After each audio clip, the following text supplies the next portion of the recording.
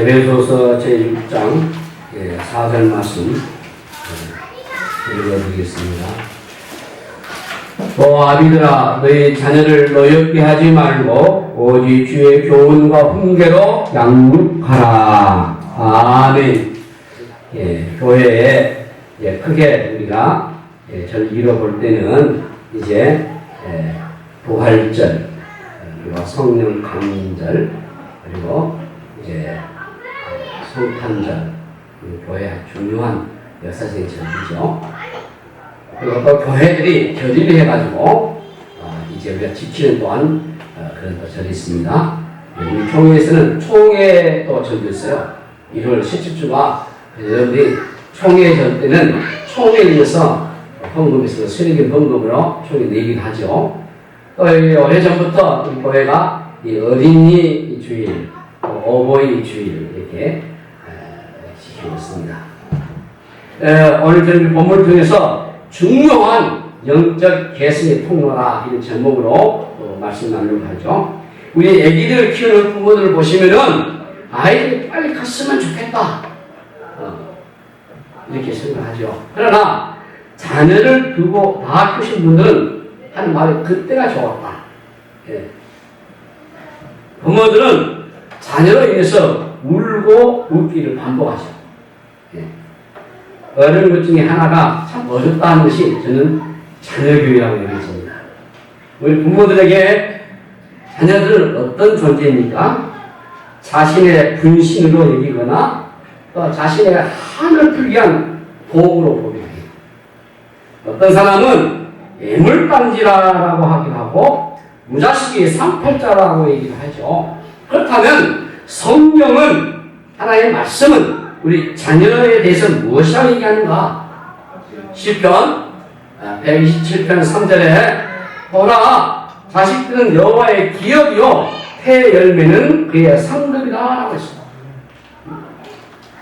자녀들은 하나님께서 우리에게 주신 복 중에 큰 복의 선물, 하나님께서 주신 축복이고 선물인 자녀를 어떻게 양육해야 될까라는 것이죠. 자, 먼저 우리 본문을 돌아보면은 바울은 여기에서 자녀를 노엽게 하지 말라라고 하십니다. 우리 아이들이 잘못했으면 잘못한 것에 대해서 징계를 내려야 하죠. 하지만 징계를 할 때 부모가 감정적인 절제를 하셔야 돼요. 이 감정적인 절제를 하지 않으면은 자칫하게 되면은 이 징계가 아닌 폭력이 될 수 있습니다. 어제 뉴스거리에 보니까 우리나라 아동 학대가 무려 부모가 70%. 아이들이 많이 학대에 시달리는데 그 가해자들이 다 부모다. 거의 70, 80%가 부모다. 가정에서 가장 많이 바쁘고 분노하는 이 일이 자녀들 때문인 경우가 많습니다. 하지만 자녀들에게 야단칠 때 부모의 감정 처리가 저는 중요하다고 보죠. 이 분노가 너무 앞서거나 감정을 컨트롤하지 못하면 징계의 목적은 이루지 못하고 아이에게 상처가 남을 뿐이겠죠. 특히 연어폭력을 우리가 조심해야 되지 않는가. 이 말을 통한 상처는요 신체적인 상처가 더 오래가고 큽니다. 모멸감을 주는 말, 수치를 가져가는 말, 자존감을 떨어뜨리게 하는 말, 정체성을 흔들어놓는 말, 그런 말을 우리가 아주 조심하셔야 돼요. 우리 여러분들이 내가 왜 저걸 나는지 모르겠다. 너는 머리는 큰데 등기 없다. 이런 말들, 이게 아주 무서운 말이잖아요. 자기 감정을 이기지 못해가지고 신체적으로 언어적인 폭력을 하게 되면 이 아이의 영혼은 깊은 상처를 입게 됩니다. 이게 우리 어렸을 때 우리 잊어버리자는 기억을 우리 잊어버렸지만 이 뇌는 다 기억한답니다. 우리 어렸을 때 이런 기억 아마 여러분들이 3살 때, 4살 때 다 기억합니까? 못하잖아요. 그런데 이 뇌는 다 기억합니다. 그러므로 우리 부모에게 요구되는 것은 인내의 싸움이다. 없다라는 겁니다. 자녀의 교육이 어려우면 하루아침에 이게 되지 않는 겁니다. 수없이 가르치고 인내는 작업이 필요합니다. 이 기다려주는 부모가 있을 때 자녀들은 돌아오게 돼 있어요. 누가 기다려주고 계십니까? 하나님께 대한 신뢰함 있는 사람, 이 사람들만 기다릴 수 있는 거예요. 자녀를 맡기신 하나님에 대한 신뢰를 통해서 하나님께서 이 아이를 어떻게 인도하실 것인가, 이 기대를 가지셔요. 하나님과 나와의 관계가 흔들리게 되고 불안해져 버립니다. 흔들리게 되면 현실이 불안해지거든요. 보통은 자녀의 현재 모습에 대해서 우리가 절망하지 않습니까? 그러나 멀리 보지 못하면 그냥 금방 전진피가 보여요. 이 부모의 분노와 자녀들의 분노가 만나면요, 이게 무서운 전진피가 되어버려요. 부모가 화가 나는 게 아니고 얘기를 안 해도요, 분노가 팍 있어가지고 이 건드리면 터져버릴 경우, 그런 상황. 어떻게 보면 하나님은 자녀보다도 부모를 먼저 훈련시키려고 하신 것 같습니다. 하나님은 자녀의 성장만이 아니고 부모의 성장을 하나님 원하십니다. 부모가 먼저 하나님을 깊이 신뢰하고 자녀의 문제를 하나님께 위탁하고 기다릴 줄 아셔야 돼요. 자녀는 부모의 소유물이 아니에요. 일시적으로 하나님께서 위임받고 하나님의 뜻대로 돌봐야 책임이 있을 뿐이에요. 부모가 모두 다 해결하려고 해서는 안 되는 거예요. 이 부모의 감정을 자녀에게 있는 그대로 다 풀어서는 안 되는 거예요. 그래서 바울은 고린도서 13장에서 사랑을 뭐라 했습니까? 사랑은 언제나 오래 참고 온유하다고 했잖아요. 부모의 성품이 매우 중요하다. 다른 어떤 것보다 좋은 성품을 가진 좋은 부모 안에 아이가 자라는 것이 참 좋죠. 아이들은 변화무쌍하고 불안정하겠지만 부모는 유연한 모습을 갖추셔야 돼요. 누가복음 15장을 보시면은 여러분 탕자에 비유해서 둘째 아들 보세요. 지 마음대로 살다가도 나중에 집으로 돌아갈 생각을 하지 않습니까? 그 생각을 할 수 있었던 것은 아버지는 나를 기다리고 있을 것이다 라는 믿음이 있었기 때문일 거예요. 하나님 안에서 우리가 자녀들을 바라볼 때 현재 모습을 보지 말고 하나님의 손으로 빚어질 미래의 모습을 우리가 믿음의 눈으로 바라볼 필요가 있다는 것이에요. 하나님 안에서 우리 자녀들을 바라볼 때 감정적으로 여러분들이 대하지 말고 인격적으로 대할 수 있으셔야 돼요. 우리 아이들이 너무 어려도 인격적으로 존중해주고 그리고 기다려주셔야 돼요. 혹 아이들이 믿음 생활 하다가 잠시 쉬고 있다 해도 계속 기도하면서 기다리고 하나님의 뜻을 구하고 지혜롭게 하셔야 돼요. 두 번째는 우리는 노엽게 하지 말라 이 말을 오해해서는 안 됩니다. 여기 징계하지 말라는 뜻이 아니거든요. 성경은 징계를 강조하고 체벌을 허용하고 있습니다. 잠언 23장 13절 말씀 보시면은 아이를 훈계하지 아니하려고 하지 말라. 채찍으로 그를 때릴지라도 그가 죽지 아니하리라 했어요. 잠언 29장 15절 말씀 보시면 책질과 꾸지람이 지혜를 주거늘 임의로 행하게 버리던 자식은 어미를 욕되게 한다고 했어요. 이 폭력을 행사하는 말이 아니죠. 적절한 징계를 가하라는 것이죠. 요즘 우리 자녀들 하나 아니면 둘 아닙니까? 그러니까 과잉 보호를 해요. 자식을 사랑하는 것에 나무랄 것이 없어요. 그러나 사랑에는 지혜가 필요하다 봅니다. 징계가 없는 사랑은 그래서 무분별한 사랑이 되고 말아요. 그건 사랑이 아니고 방임이죠. 지혜가 없는 사랑은 그래서 애기들을 망쳐버릴 수 있어요. 사랑한다면은 징계를 해야 하고 징계 역시도 사랑의 방법이기도 하고 오늘날 권위가 사라져버리는 세상이지 않습니까? 옛날에는 아버지라고 하면은 어때요? 권위가 있어가지고 기준을 세우고 그 앞에서 복종하는 문화였지만은 요즘은 그게 없어져 버렸잖아요. 예. 권위 자체를 인정하지 않습니다. 가정에서도 이 입시를 맡는 고3들이 자녀들 저는 왕이라고 봐요. 왕. 예. 예. 누구도 건들 수 없어요. 예.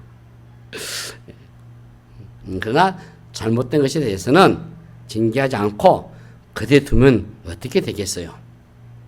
제가 한 사람 소개해 볼까요? 성경에서 여러분 잘 아시죠? 히스기야 왕 아시죠?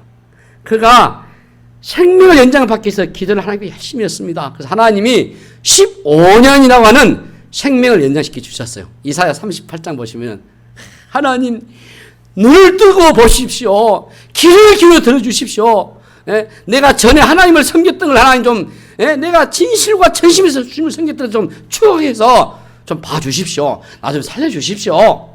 내가 죽을 지경입니다. 하나님이 15년 살려줬다고요. 그런데 그 15년 가운데 낳은 아들이 있어요. 그게 누굽니까? 므낫세입니다. 악명 높은 왕이에요. 하나님이 15년 동안을 연장해 주셔서 살려주셨는데 그 안에 아이를 낳았단 말이에요. 그런데 이놈을 제대로 양육하지 못했어요.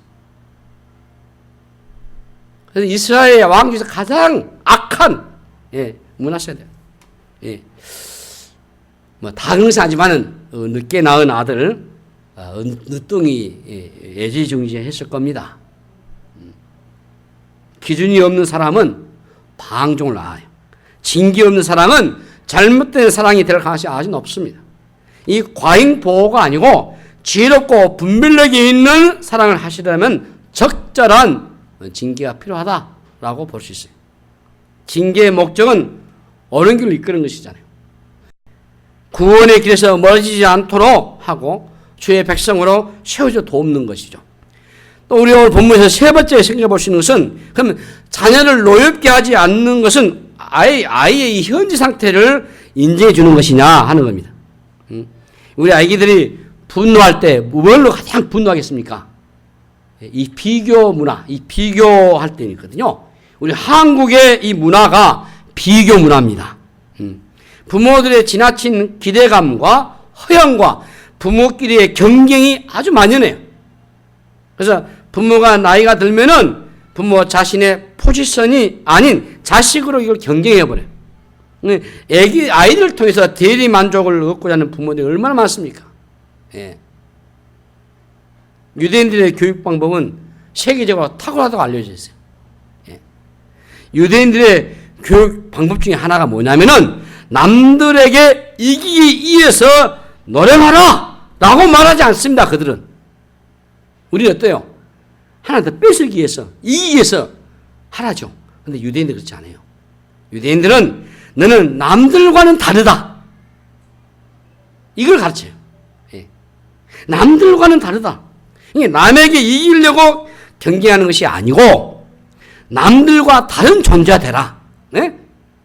그들은 아이가 가지고 있는 그 고유한 개성을 강조하고 그것이 개발되도록 도와주는 겁니다. 자기만이 가지고 있는 고유한 것들이 있잖아요. 하나님 주신 달란트가 있잖아요. 네? 은사가 있거든요.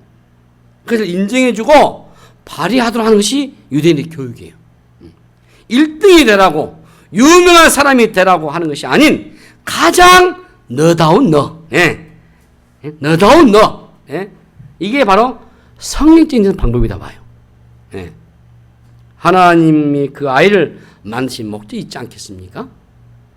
어떤 고정된 틀, 이 사회가 만드는 어떤 그런 기준 안에 넣으려고 애기들을 강요하다 보면 막 닥달하죠. 그러니까 우리 아이들이 상처받고 분노하고 아이가 아이답게 자라가도록 아이의 곁을 살려주는 일을 부모가 해야 될 일이고 그게 성경적인 바른 교육 방식이라고 봅니다.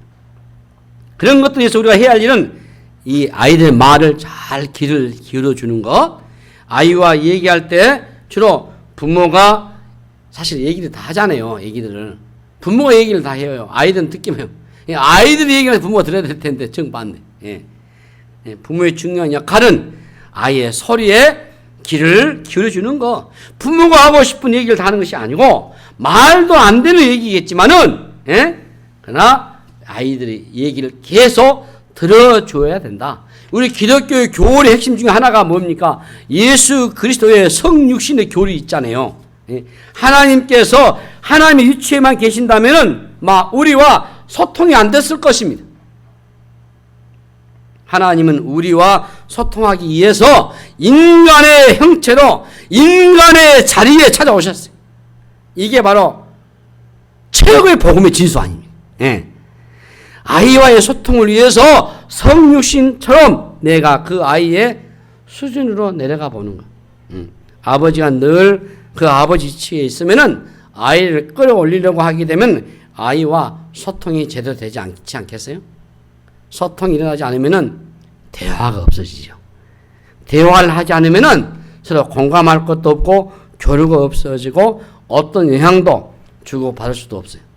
대화가 안 되니까 고민이 있어도 아이는 부모에게 고민을 터놓지 않습니다. 중요한 것은 그래서 단절돼 버려요. 가정 안에 이 대화의 회복이 있으려면은 부모가 그 아이의 수준까지 내려가셔야 돼요. 실패했을 때도 실패의 길을 기울여 보고 격려를 해줘야 돼요. 공부를 못하는 아이는 그 아이대로 공부를 못하는 현실이 얼마나 힘들지 모르겠어요. 예. 공부를 못하고 싶어서 못한 게 아니기 때문에 아이들이 실패했을 때도 우리가 사실 응원을 해줘야 되는데 우리는 많이 그렇지 못하잖아요. 왜 안 된다고 왜 못한다고 짜증내고 닥달하고 그러지 않습니까? 예. 이게 쉽지 않거든요. 더군다나 사춘기 때 실패하고 좌절했던 경험은 얼마나 굉장히 중요한 경험이겠어요. 그때 부모가 얼마나 중요한 역할을 하겠습니까?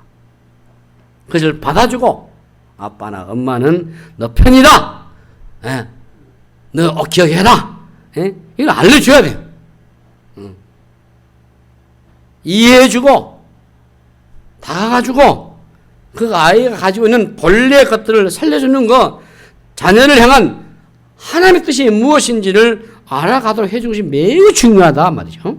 자녀들은 누구나 하나님 만드셨고 그 안에 하나님이 그 아이 중에 독특한 것이 숨어 있거든요. 그것은 위대한 것이잖아요. 그것이 드러나도록 해야 되지 않습니까? 부모의 믿음이 그것이 필요한 것이고 하나님을 신뢰하고 아이를 향한 하나님의 뜻과 계획이 무엇인지를 발견하고 자녀와 함께 그 길을 걸어가고자 할 때에 자녀를 통한 하나님의 놀라운 역사가 일어날 줄로 믿습니다. 예, 마지막으로 이 노엽게 하지 말라는 말이 소극적인 교훈이라고 한다면은 더 적극적인 교훈은 오직 주의 교훈과 훈계로 양육하라. 우리 본문에 아비다 너희 자녀를 노엽게 하지 말고 오직 주의 교훈과 훈계로 양육하라. 자녀의 교육의 초점은 신앙을 심어주는 겁니다. 하나님의 말씀을 통해서 하나님의 백성으로 만들어가는 것이죠. 크리스찬 부모들의 역할이 무엇입니까? 세상의 부모와는 본질적으로 다르지 않아요. 육신적인 부모뿐만 아니라 영적인 부모가 되셔야 되지 않습니까? 그런 관점에서 우리 교회에서의 우리 자녀들 볼 때 우리가 어떤 자세로 신앙의 교육은요, 교회가 하는 게 아니고 우리의 가정에서 하는 것이 옳습니다. 유대인들의 교육의 탁월함이 유명하지 않습니까? 역사 속에 이 노벨상을 가장 많이 받은 민족이 유대 민족이에요. 유대 민족의 인구는 미국에 사는 사람들 포함해서 약 1,500만 밖에 안 돼요. 지금까지 노벨상을 수상한 사람이 300명 정도인데 그 가운데 유대인들이 100명이 넘어요. 그 상을 받는 사람이. 그러니까 이 노벨상 전체 수상자의 3분의 1이 다 유대인. 세계적으로 범죄율도 낮고 우수한 인재도 많고 이것은 선천적인 것이 아니고 그들의 탁월한 고유한 교육이 있다고 보여요. 그런 평가를 다 합니다. 전문가들은. 이 신앙을 떠나서 그렇게 결론을 내려요. 그 중에 가장 중요한 핵심이 신앙교육이라고 평가를 내립니다. 유대인들은 어디를 가든지 간에 공동체를 이루어 사셔요. 유대인들이 모이면 그들은 가장 먼저 회당을 짓습니다. 예. 그 회당을 중심으로 해서 공동체를 형성해요. 예? 안식이 되면은 할아버지, 아버지, 아들이 유대인 고유 모자인 이 키파를 쓰고, 예? 차를 타지 않고 회당으로 걸어가요. 예? 그들은 특별히 이 자녀의 신앙 교육을 아주 강조합니다. 유대인은 고난의 역사 가운데서 유랑민족으로 흩어져 살았어도 자신들의 정체성을 유지하지 않고 놓치지 않았잖아요. 예, 그 중요한 것이 신명기 6장 4절부터 9절 말씀이 쉐마라고 하대. 쉐마. 예. 요즘 쉐마 교육이 유행하잖아요. 이 부모의 가장 거룩하고 중요한 책임이 신앙의 계승이란 말이에요. 유대인의 신앙 교육의 방식을 핵심 강조하는 이 쉐마가 신명기 6장 4절부터 자 우리 같이 읽어봅시다. 여기는 한번 읽어보면 좋겠습니다. 시작. 이스라엘아 들으라. 우리 하나님 여호와는 오직 유일한 여호와이시니 너는 마음을 다하고 뜻을 다하고 힘을 다하여 내 하나님 여호와를 사랑하라. 오늘 내가 내게 명하는 이 말씀을 너는 마음에 새기고 네 자녀에게 부지런히 가르치며 집에 앉았을 때든지 길을 갈 때든지 누워있을 때든지 일어날 때든지 이 말씀을 강론할 것이며 너는 또 그것을 내 손목에 매어 기호를 삼으며 내 미간에 붙여 표로 삼고 또 내 집 문설주와 바깥문에 기록할지니라. 예. 자녀에게 때와 장소를 가르치지 않고 말씀을 가르치도록 하는 것이 그들의 교육이에요. 쉐마요. 이게 신명기 6장 4절부터 아주 딱 그대로 애워요. 예. 오늘날 우리 학교 교육이 예, 우리에게 책임을 다 우리는 넘겨버리잖아요. 오늘 학교에서는 사실 여러분 지식교육을 하죠. 일반 학교에서 우리 신앙교육 합니까? 지식교육 하잖아요. 그나마 우리 이제 미션스쿨 우리 기독교 개통 사립학교에서는 그래도 경건 예배를 드리고 5분이라도 목사님들이 하나님의 말씀 알려주고 그걸 메모하고 이게 기억하고 배우고 천만 다행이죠. 이것만 열었으면 되겠어요? 학교에는 동성애를 가르치고 엉어하는 교사들도 있고요. 학교에는 진학하는 것도 있고 세속의 문화와 인본적인 문화, 예? 하나님을 거부하는 그런 문화고 가르쳐 있어요. 예? 그 속에 맡겨버리고 입시에다가 모든 경기 다 몰아넣어버리잖아요. 신앙교육이 들어갈 자리가 없어요. 예. 집에서도 마찬가지요. 신앙교육과 입시교육에 신앙교육은 뒷전이 돼버렸잖아요. 칼빈 선생은 항상 주일 오후 시간에 자기들 다 불러놓고 오늘 오전에 하나님 말씀 뭘 배웠느냐 물어봐요. 검사한다 그 말 검사를 해. 신앙으로 키우지 않으면 나중에 큰 후회가 될 수밖에 없고 어릴 때부터 말씀을 부지런히 가르치셔야 되고 4살부터 14세까지 예. 우리가 이게 입교인을 14세에 보거든요. 지금 우리 총회가 작년에 결의해가지고 유아 세대 있고 어린 세대가 있습니다. 이제는 예. 유아 세대 주기도 하고 유아 세대는 우리가 있잖아요. 어린이 또 세대가 있어요. 어려부터는 합니다. 그러니까 만 2살 이하 아이들 유아 세대를 주고 그리고 4살부터 이 아이는 어린 세대를 주고 그리고 이제 만 14세가 되면은 유아 세대를 받은 사람은 입교이 되는 겁니다. 근데 이 4살부터 14세까지의 부모 영향이 아주 중요하고, 예? 감수성이 아주 예민해가지고 외부로부터 영향을 받기 이전이기 때문에 그리고 죄성으로 가득한 자아주장이 강력하게 일어나기 이전이기 때문에 사춘기 이전에 하나님의 복음을 그 안에다 심으셔야 한다. 예.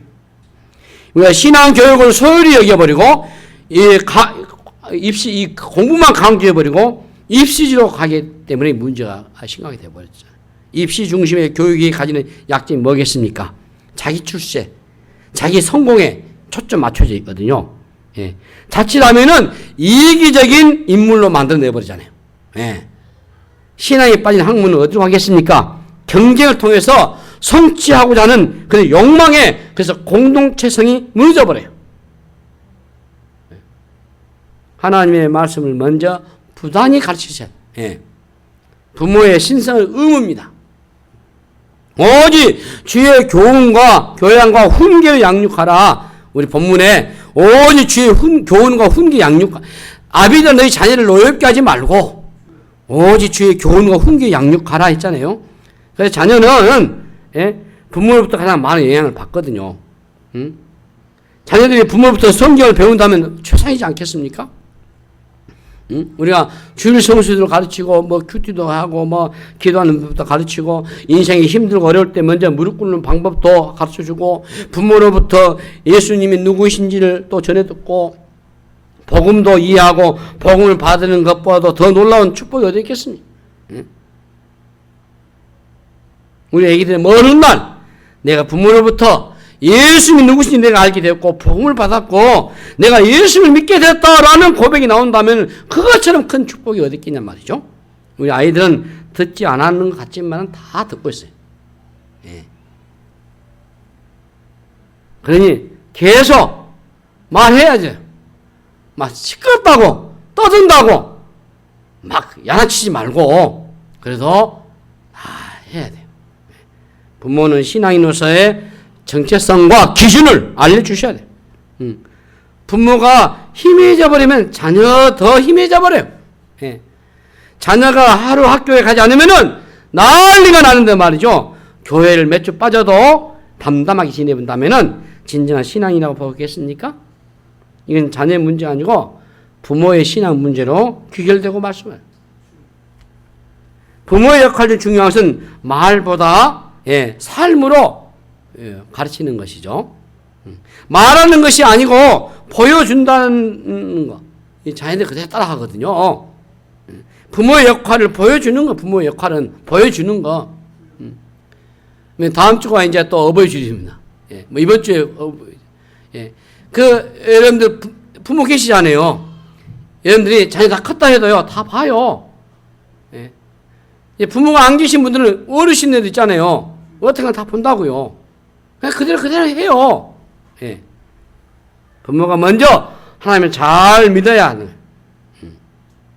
아이들은 부모가 하나님을 진짜 믿는지 믿지 않는지 믿는 척한지 다 알아요. 예. 보지 않는 것 같이 보지만은 다 보고 있다.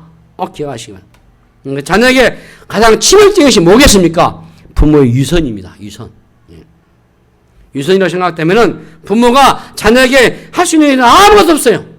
예, 신뢰를 상실해버렸기 때문에 진실된 모습을 보여줘야 되는데 그래서 자녀의 교육 문제는 부모의 신앙으로 귀결될 수밖에 없다는 것이죠.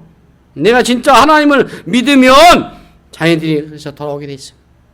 좀 시간 더 들지 몰라도 기도하면서 하나님 앞에 구하고 그럼 반드시 돌아오게 돼 있어요. 예. 그러나 부모가 이성적으로 신앙생활을 해버리시면은 갈 길이 멀어요. 예. 그래서 하나님께로 돌아올 기약이 없어요. 예. 정직하게 반응하셔야 돼요. 진실하게 믿으셔야 돼요. 이게 참 예수 믿는 것이 쉽지 않는단 말이죠. 어려운 것 중 하나가 저는 여러분들이 목사님이 그냥 쉬운 것이 그렇지 않습니다. 참 믿음이 어려워요. 예. 이게 하나님께 은혜를 주시지 않으면은 이 믿음이 일어나지 않는. 이 은혜를 주셔야 돼. 은혜를 좀 사모하셔야 돼. 예. 그 바른 믿음 갖고 주를 경외하시고 예. 묵묵하게 하다 보면은 다 알아요. 다 알고 보고 있다고요. 그래서 반드시 돌아오게 됐습니다. 그러니까 여러분들 너무 염려하지 마시고 기도할 뿐이지 않겠습니까? 오늘날 우리는 다음 세대를 많이 걱정합니다. 그러나 다음 세대를 걱정할 거 없어요. 사실 걱정할 대상은 우리 1세대입니다, 여러분. 우리의 모습은 가정에서 숨길 수 없어요. 아이들에게서는 의로움, 깨끗한 양심이 있어요. 어른들보다 더럽히지 않는 깨끗한 양심, 도덕적인 삶에 대한 어른들보다 감성이 예민하잖아요. 그러나 조그만 위선도 아이들은 금세 알아버려요. 예. 말과 행동의 불일치가 치명적이지요. 예. 아이가 예수를 믿지 못해도 못을 박아버리는 것이 바로 부모의 위선이단 말이에요. 우리가 교회 다니는 게 중요한 것이 아니고 자녀들에게 우리 모습이 어떻게 비춰지고 있는지를 잘 살펴보셔야 돼요.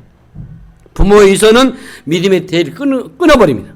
부모가 이렇게 주의 교훈과 훈계로 양육을 해야 하는 목적은 궁극적으로 자녀들의 영혼 구원입니다. 잠언 23장 14절 그래서 나온 말씀이 아까 우리 13절 읽었잖아요. 14절 보면 내가 그를 채찍으로 때리면 그의 영혼을 수월에서 구원한다. 수월이 지옥이에요. 네? 구약에서 수월은 지옥이다고요. 수월에서 구원한다 했잖아요. 징계 자체는 목적이 아니에요. 영혼 구원이 목적이에요. 예. 아무리 세상적으로 성공을 해도요, 영혼이 구원을 받지 못한다면 어떻게 그걸 성공이라 말 수 있겠습니까? 자녀들에게 어떤 유산이 최고 유산이 바로 신앙의 유산이다. 기억하시고 자녀가 나를 통해서 예수님을 만나고 하나님의 백성이 되고 참된 신앙을 가졌다면 아무것도 주지 않으셔도 될 것입니다. 하나님이 그 아버지가 되시고 하나님이 그의 기업이 되시고 하나님이 그의 인생을 책임져 주실 것이기 때문에 아무리 능력 있는 부모를 할지라도 부모는 한계를 느끼게 돼 있어요. 부모가 언제까지 책임을 다 질 수 있겠습니까? 책임질 수 없는 것들이 더 많잖아요. 인생의 가장 중요한 부분은 부모가 책임지지 못하는 겁니다. 책임은 오직 하나님만이 질 수 있어요. 그러니 부모가 할 수 있는 일은 하나님에게 위탁하는 기도일 뿐이에요. 예. 그렇게 하나님께 맡기는 겁니다. 예. 오늘날은 너무 어려운 시대입니다. 우리 자녀들이 자라가기에 굉장히 험악한 시대입니다. 갈수록 말이죠. 문화적으로 악하고 유해한 환경이 많고 탈종교화 시대가 반하나님적인 그런 문화도 가득한 시대가 될 것입니다. 이 한가운데서 우리 자녀들의 미래는 불투명합니다. 그러므로 여러분들이 해야 될 딱 한 가지는 하나님이 그들을 책임져 줄 수 있도록 기도하는 것밖에 없어요. 예. 그래서 시편 127편 1절에 여호와께서 집을 세우지 아니하시면은 세우는 자의 수고가 헛되고 여호와께서 성을 지키지 아니하시면은 파수꾼의 깨어있음이 헛된다고 했어요. 예? 부모가 자녀를 이해해 줄 수 있는 일은 여러분 기도뿐입니다. 예. 기도하는 부모의 자식은 결코 망하지 않습니다. 예. 하나님의 손에 여러분 자녀를 맡기셔요. 자녀를 양육하는 분들 절대로 한계를 인정하실 것이고 부모의 지나친 간섭과 보호는 자녀 인생을 망쳐버릴 것이기 때문에 날마다 우리의 자녀들을 위해서 우리가 무릎 꿇고 기도할 예에 다른 길이 없다. 그래서 여러분들 부모님들 열심히 더 많이 우리 기도를 하십시다. 예. 우리 중요한 것은 이제 말씀을 마무리하면서 영적인 개성입니다, 여러분. 예. 내 믿음이 내 자녀에게 개성될 수 있는 것인가?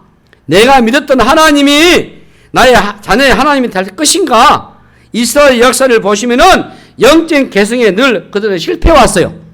모세의 시대, 여호와의 시대, 시대가 지나가니까 금방 또 다른 시대, 하나님을 알지 못한 시대가 와버렸어요. 그 사사기 시대가 결국 이스라엘 역사에 불운을 만들어내고 나라를 잃어버리는 고통스러운 순환의 세월을 보내게 됐어요. 영적인 대로가 끊긴다고 하는 것은 참으로 안타까운 일입니다.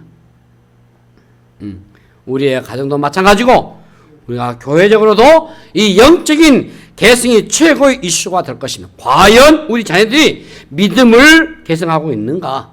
이것은 부모의 막중한 사명이고 책임일 것입니다. 부모에게 주어진 가장 큰 사명 중 하나가 내가 만나는 그 하나님, 예? 내가 섬기던 그 하나님을 우리 자녀가 섬기고 있는가? 이건 단순히 여러분의 가정사로 끝난 게 아니고 국가적인 일일 것이고 전 인류적인 문제일 것이며 하나님 나라를 위한 관점에서 중요한 책임일 것입니다. 내 자녀만이 아니고 다른 자녀들에게 대해서도 관심을 가지시고 다른 자녀들이 잘되게 하는 것이 내 자녀를 잘되게 하는 것이기 때문에 이 자녀 양육이 사실 힘든 것입니다. 결코 쉽지 않고 여기에는 많은 대가가 지불될 것입니다. 그러나 우리가 우리의 자녀들을 잘 양육하는 것, 말씀 안에서 살아가고 그 영혼이 구원받는 뿐만 아니라 하나님을 설계하신 그대로 모든 가능성과 잠재력이 발휘될 수 있도록 여러분의 각자의 가정뿐만 아니고 우리의 공동체가 이걸 힘쓸 때에 하나님 나라가 이 땅에 도래케 하는 일에 우리의 사명을 다하는 것이라고 믿습니다. 그래서 자녀는 결코 여러분 애물단지가 아닙니다. 우리의 한을 풀어낼 도구도 아닙니다. 한 아이에게서 하나님이 심어 놓으신 그 가능성의 꽃을 피울 때에 그 아이의 영혼 안에는 어떤 일이 벌어질지 우리는 상상할 수가 없습니다. 아무튼 우리의 자녀들이 시편 127편의 말씀처럼 여러분들 가정에 주신 여호와의 기업이고 그 태의 열매가 상급이라고 하는 사실을 실감하는 은혜가 있기를 바랍니다. 자녀를 통해서 하나님의 놀라운 계획이 성취되도록 날마다 기도하시고 또 가르치시고 인내하시면서 무엇보다도 신앙의 성숙한 그리스도인의 모습으로 여러분 자녀들이 앞선 세대로서의 책임을 가지고 믿음 생활 잘 하시는 여러분 다 되시기를 주님의 이름으로 축복합니다. 기도합시다. 하나님 아버지 은혜를 감사합니다. 이 가정의 달 특히 어린이 주일을 맞이해서 우리에게 중요한 영적 계승의 통로 되게 하여 주시옵소서. 이 귀한 믿음, 이 귀한 신앙, 자녀성 대회를 위해서 하나님 나라를 세워나가는 자들 되게 하여 주시옵소서. 감사하고 우리 구주 예수 이름으로 간절히 기도하옵나이다. 아멘.